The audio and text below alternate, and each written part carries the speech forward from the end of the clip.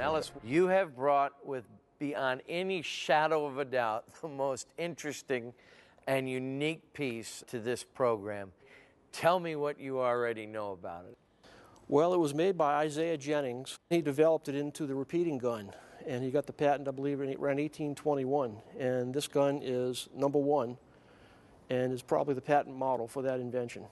When you say repeating gun, most of us immediately run to the idea of Samuel Colt and the percussion revolving pistol and carbine, but that's 1836. This is 15 years earlier. This is called a superposed. Can you explain how these superposed charges worked? It was a muzzle loader, powder ball, with some type of wadding or possibly a hollow base cartridge. I haven't worked all that out yet, but after you have the whole sequence loaded, this box right here would hold the priming charge.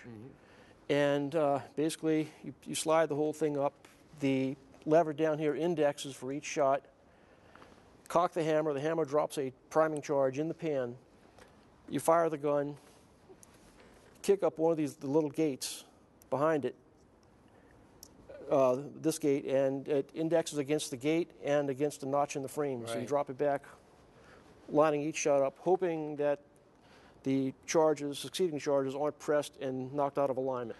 This gun has been in a collection in New Orleans since at least the 1860s. An early owner's name is engraved on the inside of the butt plate.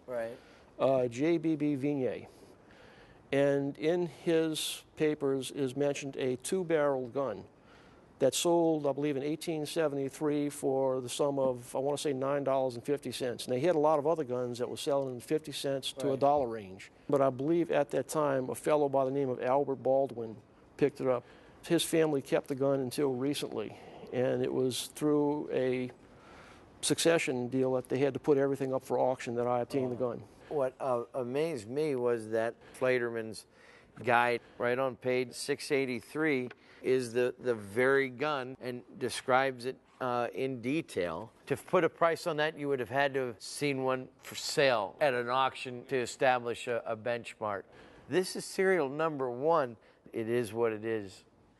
Now, have you been able to find any written works on the gun, contemporary accounts of how it functioned? Was it susceptible to chain fires or simultaneous discharge? The information that I found doesn't say anything at all about chain firing or any problems like this, but I did find a series of articles written in newspapers all over the Northeast in the 1820s, early 1820s. That's great. We really appreciate you bringing this real national treasure of firearms technology and history to share with us and with our audience. Thank you, Alice. It's been my pleasure. Thank you very much. Thank you.